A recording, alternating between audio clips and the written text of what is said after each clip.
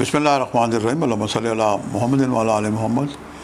شاہ زنجانی T V سے آپ کی خدمت میں حاضر ہوں۔ پروگرام ہے ٹوڈے قبولی دعا کا وقت۔ آج 2 نومبر اور اتوار کا دن ہے، چھٹی کا دن ہے۔ بہت سارے بہن بھائی آرام کر رہے ہوتے ہیں، اس میں بھی شامل ہوں، لیکن پروردگار کا جو نظام شمسی ہے یہ چل رہا ہے، اذانیں اپنے وقت کے مطابق ہوتی ہیں۔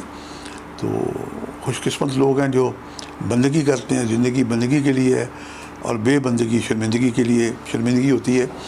علامہ اقبال فرماتے ہیں کہ ایک سجدہ تو جسے گراں سمجھتے 1000 سجدوں سے دیتا ہے آدمی کو نجات۔ خوش قسمت لوگ ہیں جو بارگاہ خدا بندی میں سجدہ ریز ہوتے ہیں۔ یعنی اس کا مطلب یہ ہوگا کہ اللہ یہ چاہتا ہے کہ آپ اس کی بارگاہ میں آئیں، اور جو لوگ بہن بھائی ہمارے کوتاہی کرتے ہیں، اللہ تعالیٰ ان کی بھی توفیقات میں اضافہ کریں۔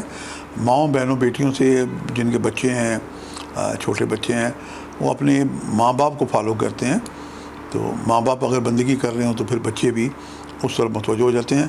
ہم دیکھتے ہیں کہ آج میں نے آپ کے لیے کون سے قبولی دعا کا وقت نکالنے کی سعادت حاصل کی ہے۔ جو پہلا وقت ہے میرے نزدیک یہ مڈ نائٹ 1:16 سے لے کے 1:46 کا وقت ہے، اور دوسرا وقت دوپہر کا ہے 12:31 سے لے کے 1:01 کا وقت ہے، اور تیسرا وقت شام 6:31 سے لے کے 7:01 کا وقت ہے۔ یہ تینوں وقت میرے نزدیک دائی مجرب اور قبولی دعا کے وقت ہیں۔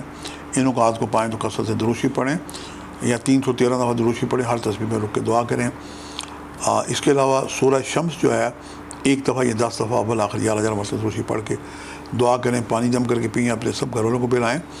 پودوں میں سپرے کریں، اگر آپ کے گھر میں کچھ پودے ہیں، اپنی دکان، اپنے گاڑی، اپنے گھر میں سپرے کریں۔